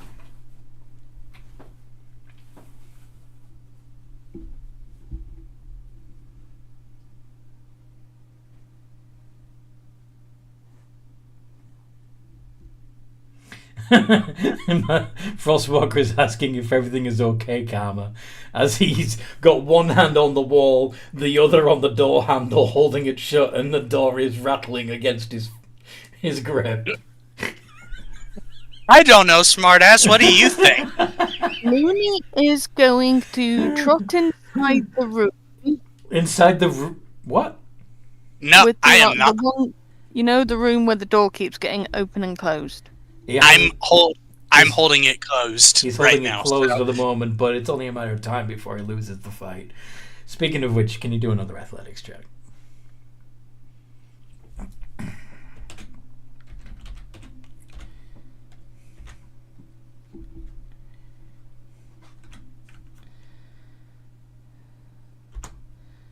Yeah, this time you lose it. The door springs open, and there is a suit of armor glowing faintly with a faint magical red aura. Does anyone have dispel magic? He is going to trot into that room. Okay. And tell him to close the door, and Mooney's gonna watch what happens from the other side. I'm going to disobey. Okay.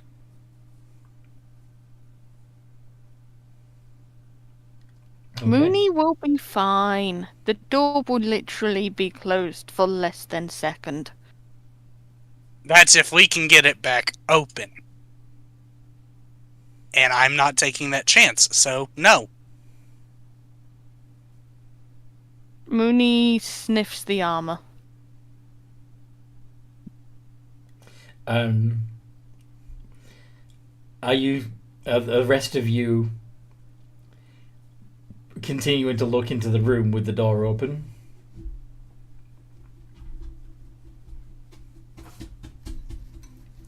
No? Frostwalker says no?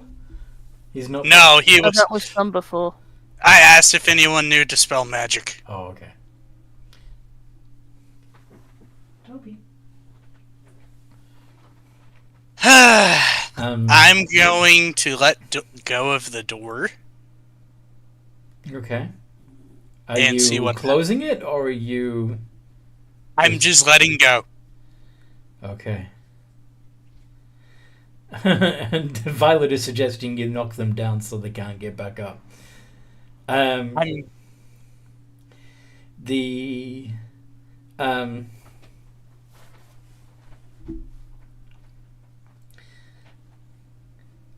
Okay. So the door is still standing open. You're looking into the room, and the bear is in the room with the armors. Yes? Yes. Yes. There are 3 of them, by the way.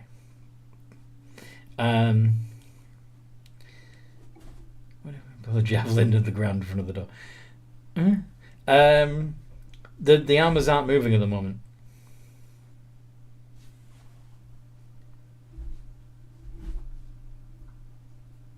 Looks at them and sniffs. There's a strange tingle on your nose as you sniff the armor. Can I take a closer look at the armor? Yeah. What, perception or... Sure, if you want to. It looks like plate mail.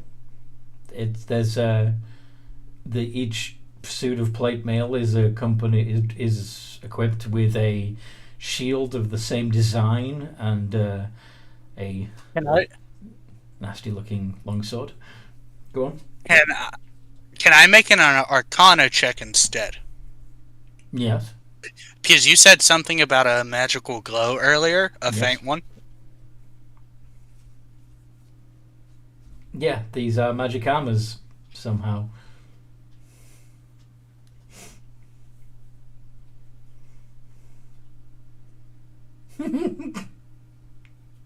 That's... You got a 12. No, that's not to you. That's me racking my brain. Um,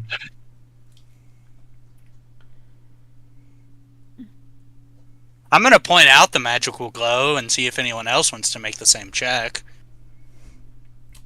Frostwalker. God. Frostwalker gets a 3. You have no fucking clue. Can I try and help the next person that rolls it? If anyone else rolls it? Is Mooney gonna give it a shot? See if they somehow know what these things are? I'm sure it's safe. Yes. There'll be an upgrade to my armor. Mooney will give it a shot. What's my Arcana? I don't think it's the best. -1. But I'm I have helping. advantage, -1 with so- advantage, yeah.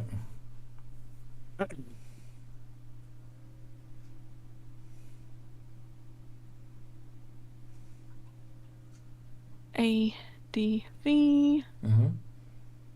18. Okay. You've heard of animated armor, but this red glow makes you think it's something else that you've heard of. Helmed horror.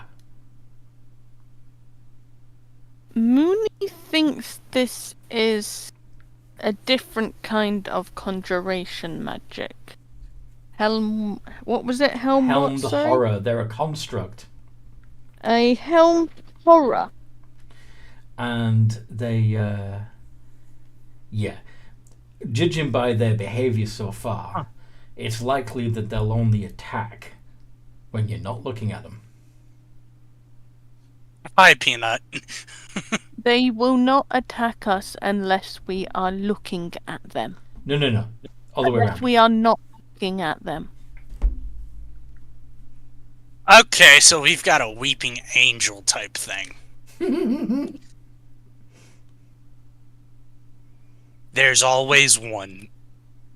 They kind of remind Mooney of the training dummies. We know they're alive, more or less. Let's not insult them and aggravate them.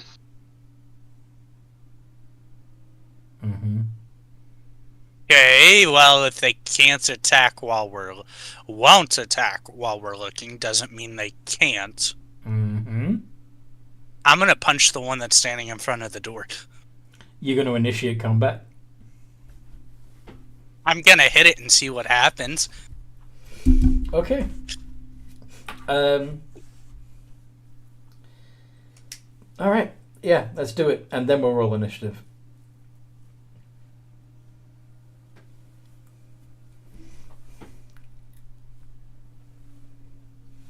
No. Damn Got a it. D in front of the 20. Cheat. I pressed D and it didn't register. Yeah, cheat. I take that's a miss. You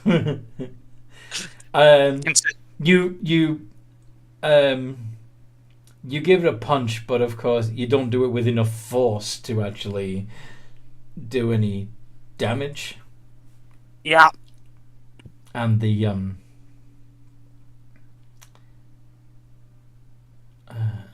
out of character, no, the neutral. But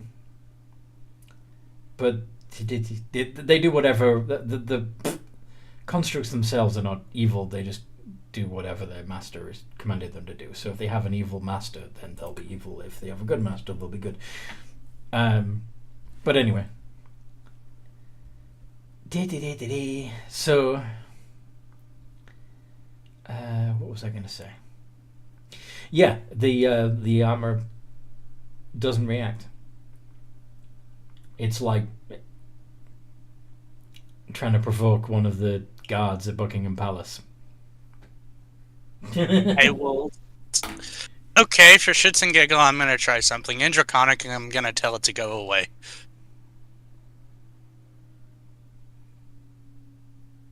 Roll persuasion. Persuasion per +4. No.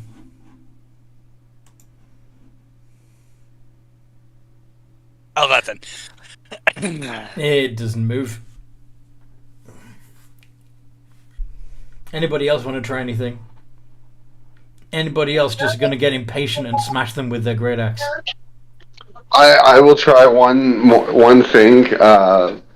Karma just actually inspired me to try. Go on. I'll ask again in Draconic, and then I'll try again. Actually, no, I won't try again in Giant, because that would be a very bad idea. Mm-hmm. I'll ask in Draconic if Tilbus is their master, and if he is, we are trying to save him.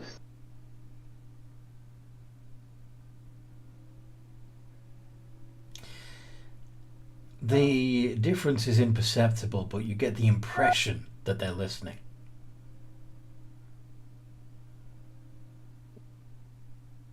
I will push my luck and keep going. I'll try to explain that he disappeared after a demon incursion, I guess, and we came down here looking for some kind of assistance to try and rescue him.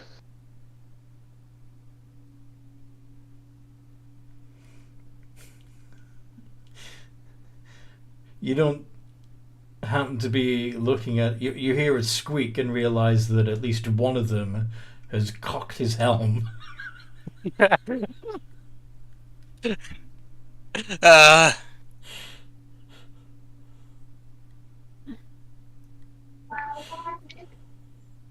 we figured that he would have something that's magical and powerful, and if we're going to the abyss, we're going to need whatever we can get our hands on to bring him back here.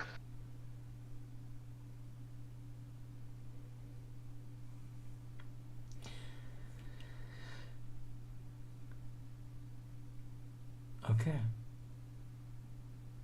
I'm also internally shitting bricks because it's like if they're actually under the control of like a demon, we are so screwed right now. I speak Abyssal as well, but I'm not busting that out right now. Why would Tilbus have demonically controlled armors in his collection? He wouldn't. No, he wouldn't.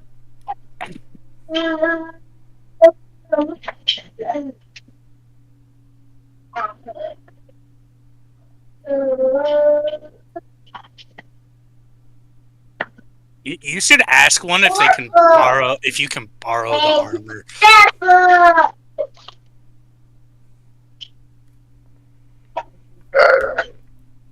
I guess it's worth a shot. That's kind of why we were down here, to try and find something worth our time.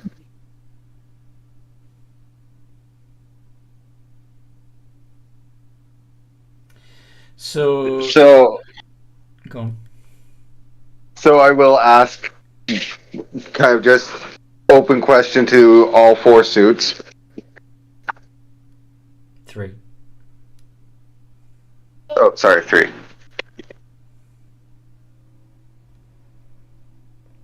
What is the wording of the question?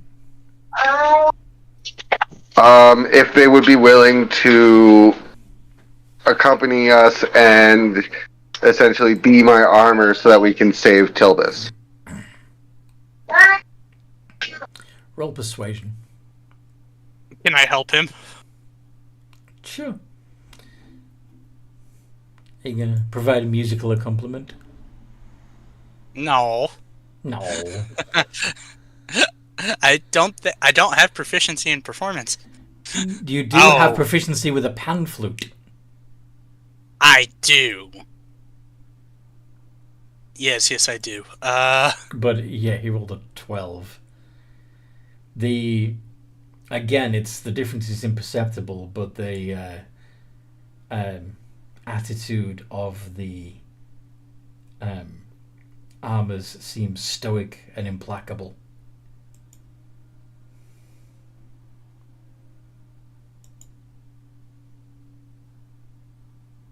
I'm going to do something ballsy and turn away. Anybody else?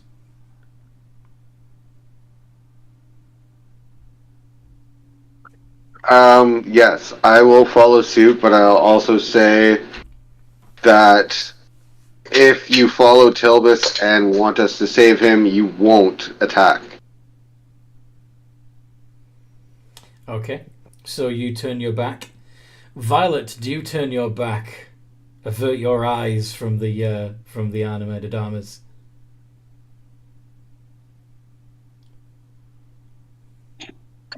Is Rob? Yeah, Rob. Both Frostwalker and Karma have averted their gaze.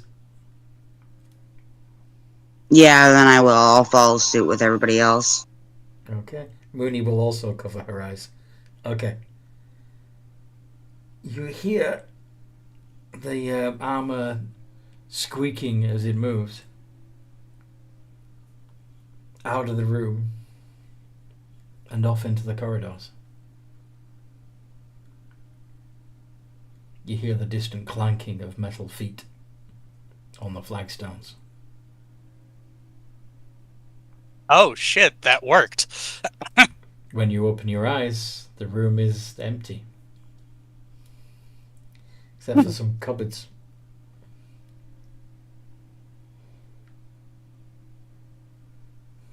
Yes, it can, Rob. It really can.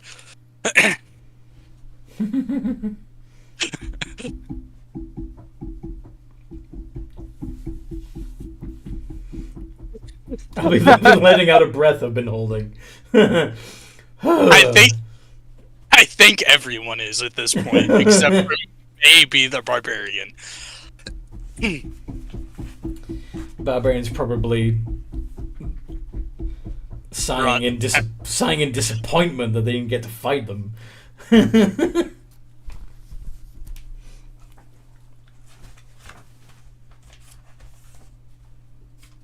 So nobody in this party speaks primordial? Well, you want to try and summon the fire elemental?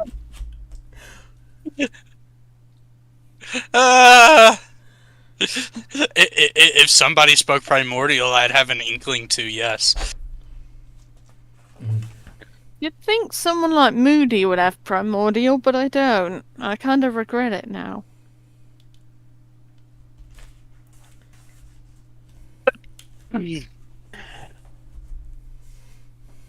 Mooney is going to investigate the cupboards. I'm gonna go listen. Are you gonna basically just open them and see what's inside? Yes. Hopefully food, because Mooney is a bear. You find in one cupboard brooms.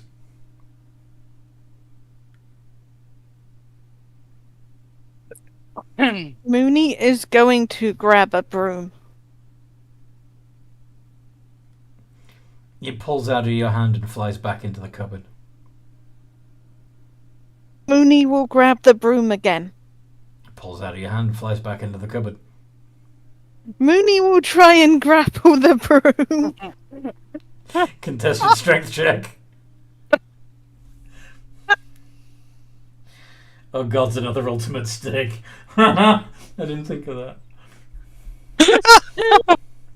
No, we are not doing Cordelia 2.0. This is the ultimate broom. Strength, right? Mm-hmm. Okay, I am going to shift them to werebear mode, so that would be a +5. Remember, you're always a werebear. D20 plus Plus, 5. you've actually got a +6 for athletics. Yay. So that would be a So 19. that would be 19. So you managed to hold on to the broom, but it's still like jerking and shifting in your grip. Like you're clearly struggling to hold on to it as it jumps and jolts in your hands, in your paws. Broom, come with Mooney. Please. Roll persuasion. D20, I think.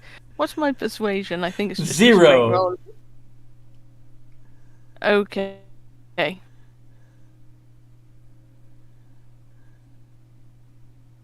Just a straight D20. So yeah, 13. You have acquired a broom of flying. It calms down.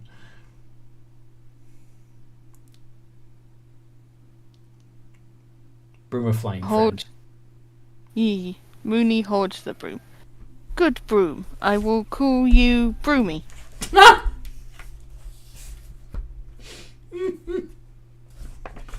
Now, just to give you a heads up, the broom of flying weighs 3 pounds, functions like a mundane broom until you stand astride it and speak its command word. You know its command word now that it's friends with you. It then hovers beneath you and can be ridden in here. It has a flying speed of 50 feet. It can carry up to 400 pounds, but its flying speed becomes 30 feet while carrying over 200 pounds. So you could do with being medium-sized when you're riding it. Okay? Understood. The broom stops hovering when you land. You can send the broom to travel alone to a destination within a mile of you if you speak the command word, name the location, and are familiar with that place. The broom comes back to you when you speak another command word, provided the broom is still within a mile of you. Yeah. I will note that down. So you can fetch it to go get people and fly them back.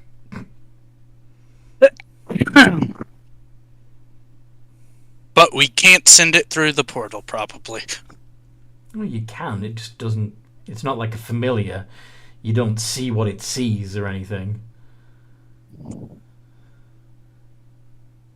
Me. Pet Broomy.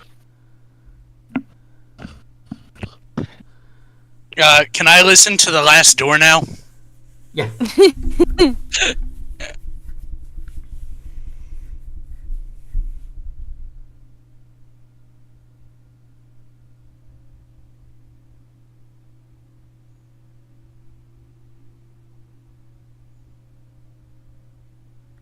Still there? Yep, I'm waiting for the roll. There we go. Okay.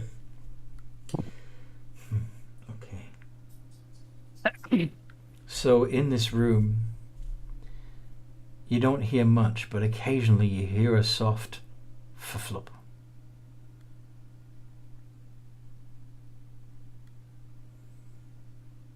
I'll go ahead and open the door.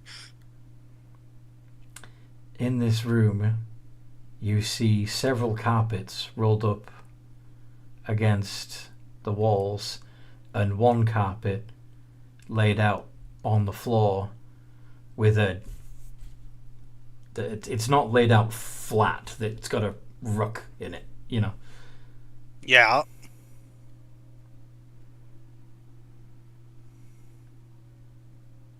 I think I can guess what these are. Okay. What do you want to do? But I'm gonna roll an Arcana check on them. Alright.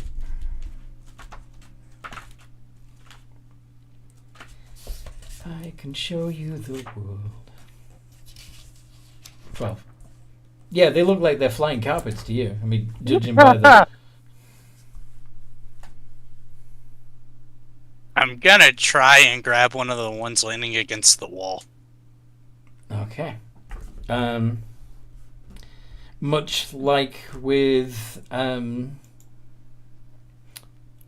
Mooney, it fights you and tries to go back to where it was. Do a contest. In Draconic, I'm gonna say Tilbus needs you.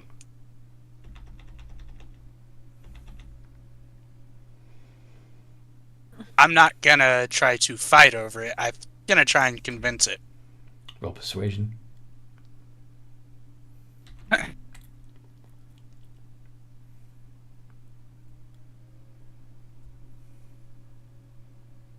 Fuck!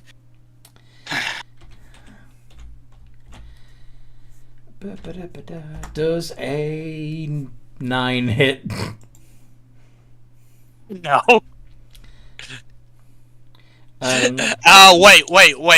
Wait. Draconic Presence.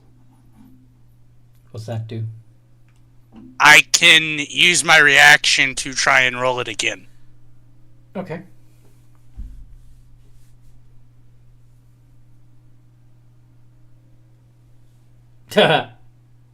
No.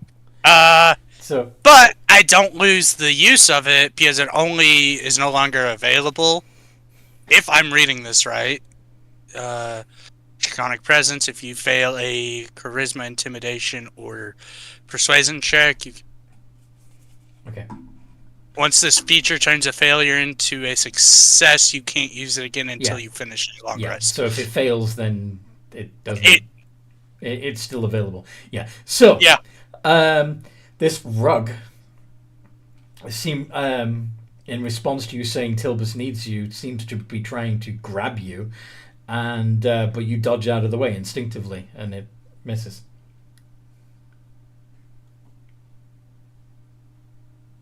What'd you do? Can I try again? Sure. I'm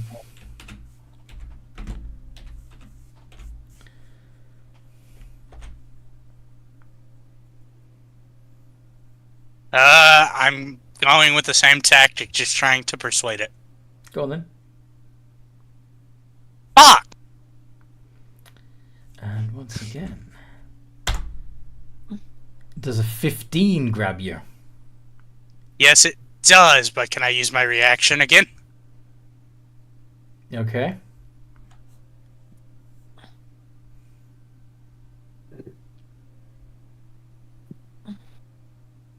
Does a 13 persuade it?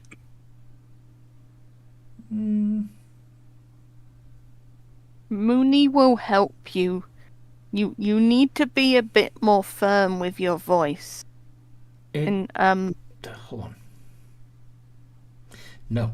And you find yourself wrapped up in the rug, grappled and restrained, blinded, and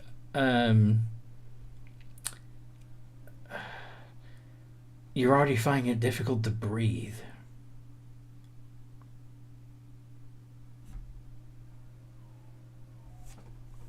At the start of your turn, Okay, you tried.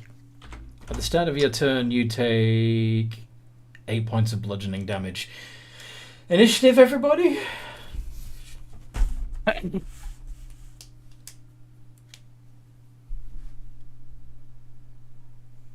Fuck!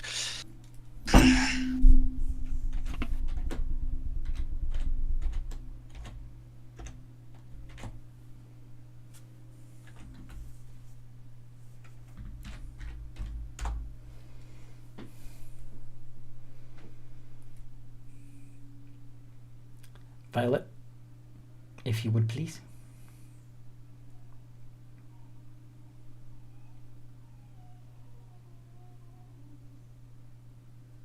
Sorry, I didn't catch that. Would you like to roll initiative and help them beat up Yes, this I would. carpet? You know, I think one of my first ever D&D sessions involved a rug. Are we And going on a magical carpet ride now? Oh, he thought it was a magical carpet. And it is technically a magical carpet, but it's not the one that flies. It's the one that tries to... Oh dear. It's the type that tries to smother you. I was just about to say it's the type that smothers you. That's great.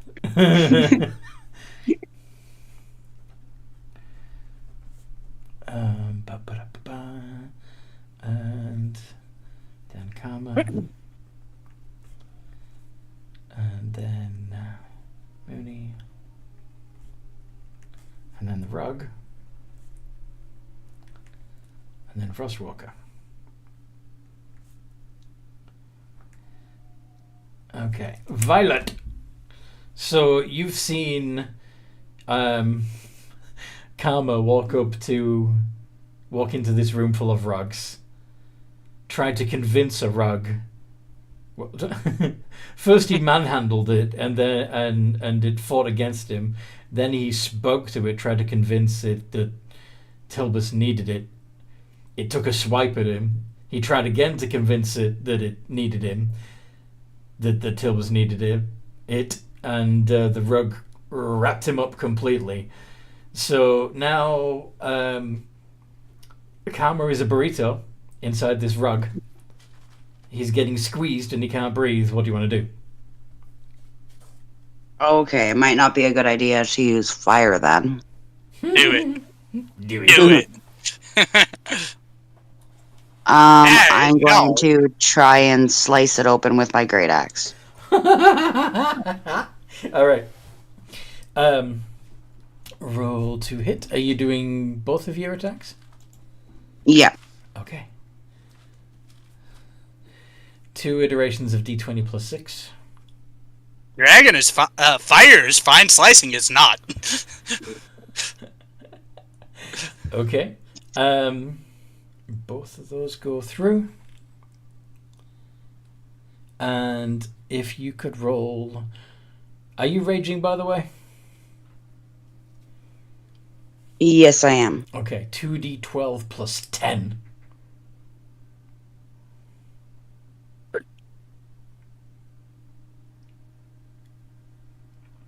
Okay. The rug is going to take 14 points of that damage. And Karma's going to take the other 14. Oh, what the fuck?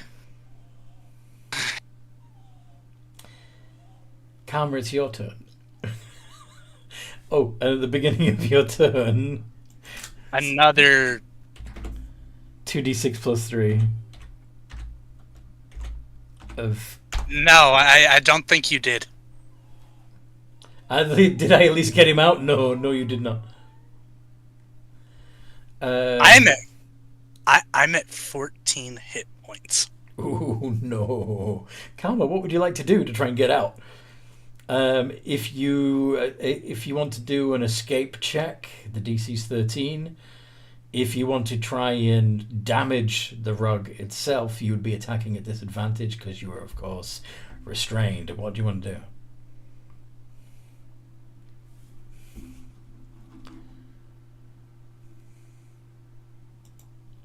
Acrobatics to try and get out. Yep, you managed to wiggle your way out. Well done. And That's your action.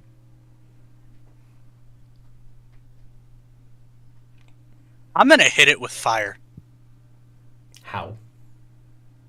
Flurry of blows. You can only do a flurry of blows if you make an attack.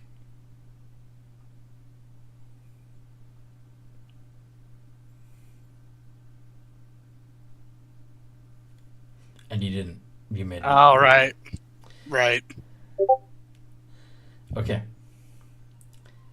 That's great. Then yeah, I'm gonna back the fuck away from it. Mooney!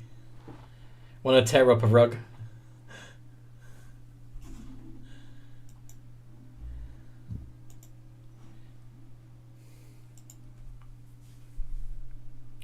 Noodle, we can't hear you because you're muted. Sorry, I was talking and I did not realize I was muted. I feel like I should heal the person in the rug so they don't die. He's But not in the rug. He's not in the rug anymore. He wriggled out on his turn. So you can go ham on the rug without hurting him anymore. Or you can... I'm going to go. Mooney goes, bad rug, and whacks the rug. You be good rug now, or you get more whack. Are you using your big stick? Or are you... No, Mooney doesn't want to break Broom Broom. No. You also have your tree Oh, yes, branch, the shillelagh. the shillelagh infused tree branch thing. Yeah. Yeah, I'll whack it with the stick. So d20 plus 5 to hit with your shillelagh, I believe. Yes. 17 hits, and that does a d8 plus 2 of magical damage. 7. Does the rug back down after I gave him a beating? It looks pissed off. And it's now the rug's turn. You are currently medium-sized black bear, yes?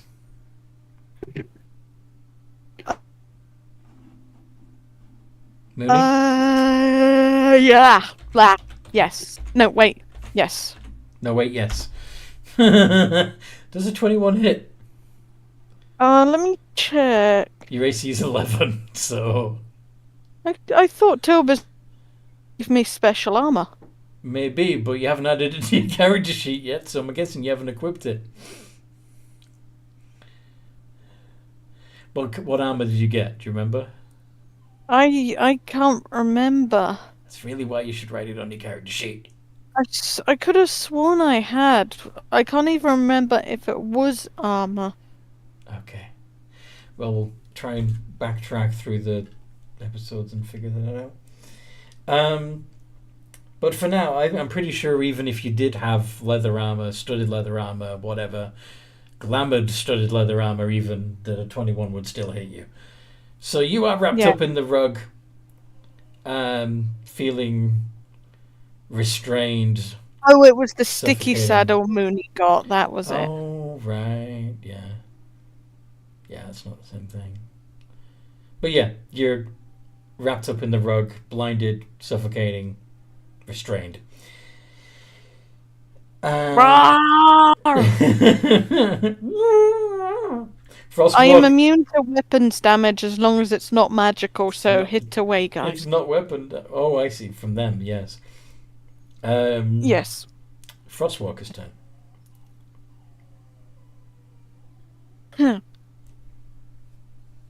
I try to grapple the rug.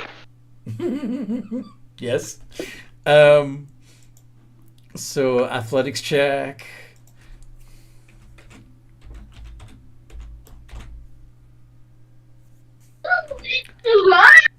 Are you trying to pull Mooney out of there, or or pull the rug off of Mooney or something? Or are you just trying to grab the rug? Rug off Mooney. Okay.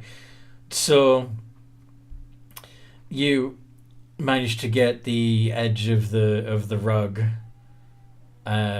put another hand underneath the edge, and shove with all your might to unfurl the rug from around Mooney, causing the bear to sort of pirouette a little bit as he emerges from the rug. Mooney. Violet. Okay, so I'm also going to say, since you grabbed it and shoved it like that, that the rug isn't restrained, but it is grappled. In other words, it can't go anywhere. So, Violet, if you want to hack at the rug while Frostwalker is holding it, by all means.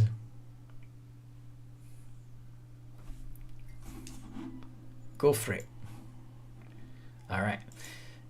2 iterations of D20 plus 6 with advantage if you want to go reckless.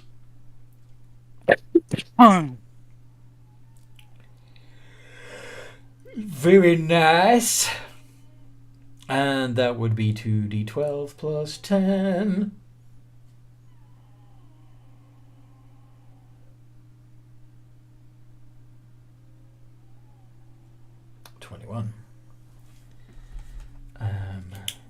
Which is more than enough to put it down.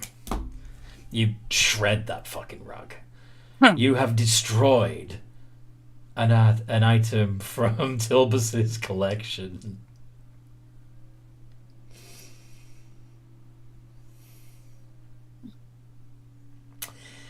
And with that, I think that would be a good place to put a pin in it.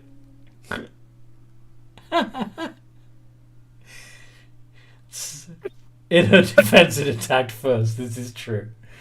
All right. So I'm hoping you guys. I know this. I know we started about an hour or so late, but I hope you enjoyed the video anyway, and that you like, subscribe, and click the bell to get more stuff like this, and that you also join our community on Discord. There's a link in the description below, and there's a link to the Patreon if you wanted to be super awesome and supportive and become an emotional support goblin to help us make these videos even better, which at the moment isn't too hard. I realize they're really fucking low budget, but yeah, so with that out of the way, in the meantime, no matter what role you play, have a good game.